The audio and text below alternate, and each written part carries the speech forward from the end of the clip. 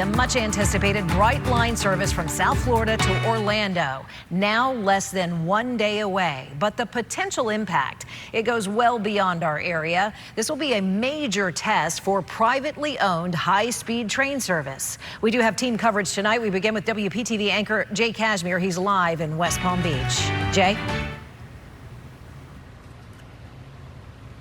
Good evening, Shannon. The future of Brightline train travel will become even brighter tomorrow morning when the first trains start rolling out of stations in South Florida on their way to Orlando, completing a massive expansion that took 4 years and cost the company $5 billion. The highly anticipated Orlando Brightline service broke ground in June of 2019. Test runs began in early 2022. Construction involved 170 miles of new track and 2 million spikes and bolts, plus building an entire Orlando station.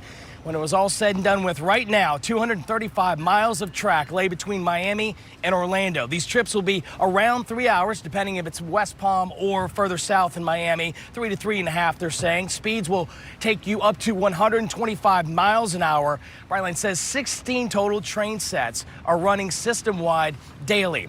Now, trains will connect with West Palm Beach or the other 4 stations to our south, those being Fort Lauderdale, Aventura, Miami Central. They'll all connect, and Boca Raton. They'll all connect up to Orlando and the airport. As for that final destination, Orlando International Airport, Orlando Station up there is a 40,000 square foot facility right now. For those familiar with the airport, the station is next to Terminal C at Orlando International. Service, as you know, we've covered this extensively, was supposed to start back on Labor Day. There was a massive campaign. However, Brightline ran into delays with the certification process. But tomorrow, all things are set to go, and the green light will happen tomorrow morning at 6:50 a.m. when the first trains will depart from South Florida here. Now, the expansion, as we've covered, has caused a lot of concerns with specifically people along the Treasure Coast. In Martin County, our neighbors have been focusing in very closely on traffic and congestion. The trains will travel over 56 bridges on their way up to Orlando, and there's one in particular, the St. Lucie Railroad Bridge, that has caused a lot of concern for a lot of residents in that community. Our Cassandra Garcia continues our coverage on the impact there. If you live in Stuart, you've likely seen the Brightline train passing right through here. Tomorrow, it'll finally have people inside. Now, Brightline received a lot of controversy from people in Stuart. While many residents have come around, plenty still have their reservations.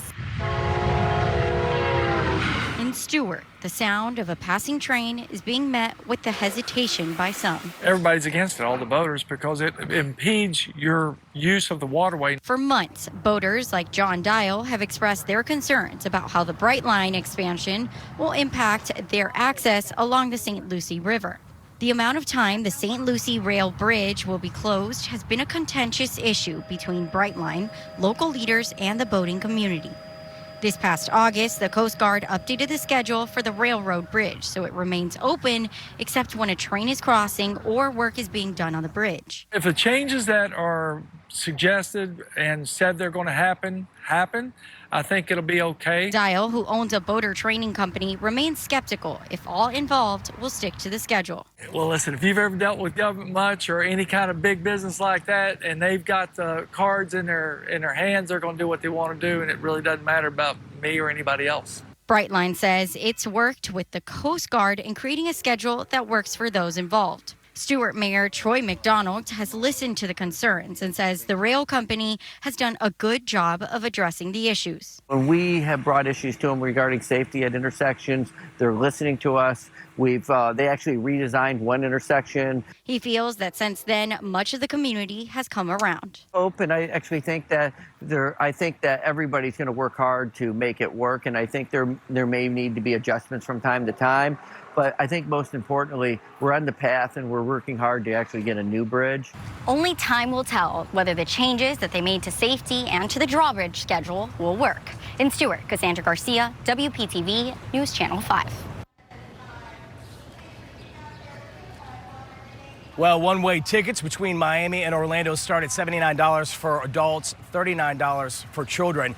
And when we're talking about dollars and cents, $6.4 billion. That's the number Brightline says will be impacted by Florida's economy, meaning that money will be put back into Florida's economy. Of course, tourism, when you talk about all the effects, all the visitors that have come here, and the potential push to go well beyond Orlando to Tampa and to Jacksonville.